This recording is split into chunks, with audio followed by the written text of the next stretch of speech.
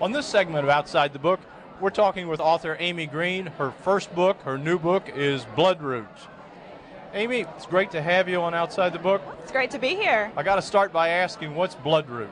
Well, Bloodroot is this beautiful white flower that grows in the shade of the mountains of Appalachia.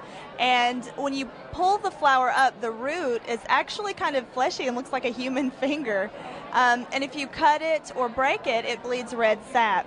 And that sap has healing properties, but it can also be toxic if taken in the wrong doses. So, and it was sort of, the theme of the book kind of fell into place all around that because it kind of speaks of that complexity that I see in Appalachia, the beauty and the harshness. So, what got you started writing?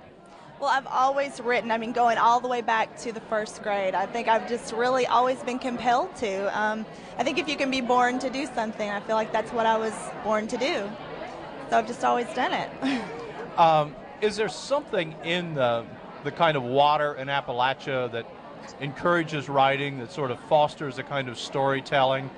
I think we come from such, it's its own little world, The mountains have this isolating effect, and it so shapes your worldview, and at least it does for me. Not only as a person, but as a writer, how I see the world and how I just relate to the world and my point of view.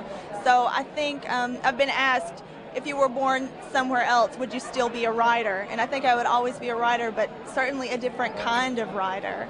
And I do think we have this rich oral storytelling tradition that also contributes to, this creativity and a lot of writers coming from the area.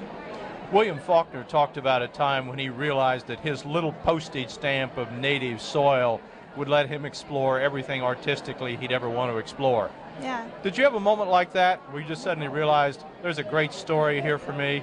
I think maybe I've always known what I wanted to write and tell about because of the folklore of Appalachia and the stories that I've been hearing my whole life.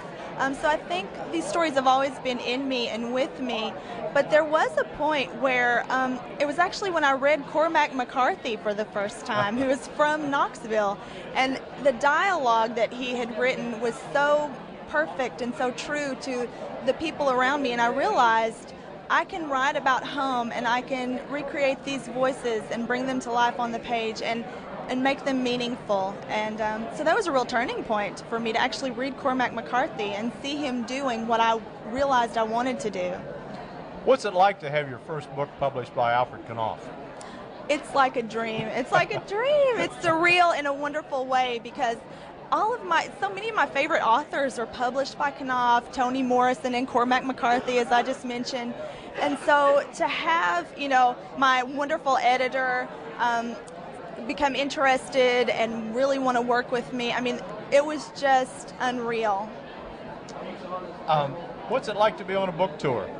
Oh my gosh, well that's something that I really had to get used to because I have lived a very sheltered life in the mountains of East Tennessee and not been out of the South very often. And suddenly I'm on a plane for the first time to California, New York, and I'm seeing all these new places and, having to actually learn how to speak publicly and not be nervous. But the thing is, I really learned, and I'm so glad to have learned, that people are the same everywhere, and people responded to what I've written even outside of Appalachia. And I hope that what that means is that because I did pour my heart and soul into it, that people can relate. There are universal truths there, and everywhere people have problems that are similar to what we experience in Appalachia. So it was really gratifying to see that people everywhere can appreciate our part of the world. I'm always interested in how people create. For some folks, I guess it's a solitary process. For some, it's a collaborative process.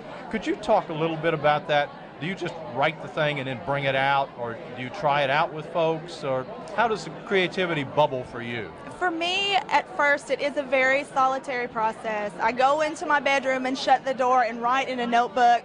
There's something about that blinking cursor on the computer screen that I just can't, I can't deal with. So I write in a notebook, and actually, I don't show my first drafts to anybody, when they're until they're finished, because I do feel like I want it to be mine, all mine for a while.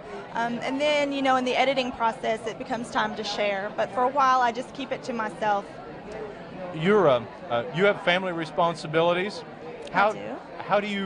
How do you create writing time and make it work with the other responsibilities that you've got? Well, I'm really lucky to have a very supportive husband.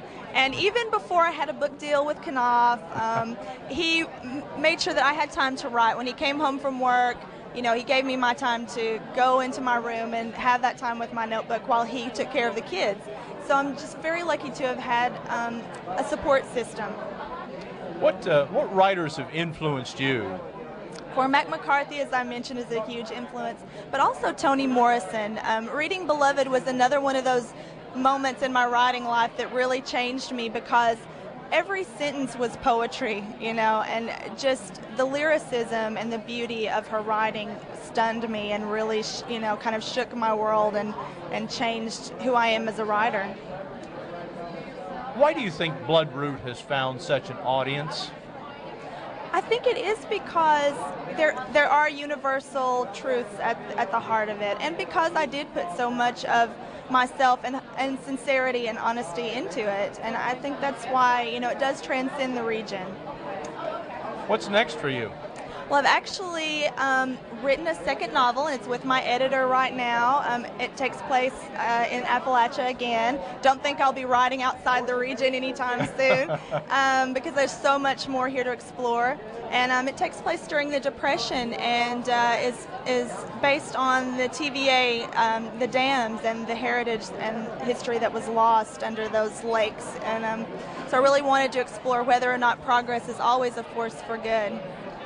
And is this a totally separate project? Do you see this project and Bloodroot linked in some way? I think that you're always, as a writer, you know, an idea begets an idea. And so I did definitely start thinking about that Depression era, because I did begin writing about the Depression in Bloodroot, and then became very fascinated with that era and decided to kind of stay there for a while and really explore it further with the second book. Do you have a notebook that you carry with you everywhere, and as ideas or phrases or bits of dialogue, I write on down? Whatever I have handy. If it's a napkin, you know, whatever I've got, if something comes to me, if there's a phrase that occurs to me, then I'll find somewhere to write it down. Well, Amy, thank you for giving us a window on Bloodroot and a window on your creative process. Oh, you're welcome. It was a pleasure. I mean, you're obviously well launched, and I think we'll all look forward to the appearance of your second book. Oh, thank you so much. It was great talking to you. Our guest on this segment of Outside the Book has been Amy Greene.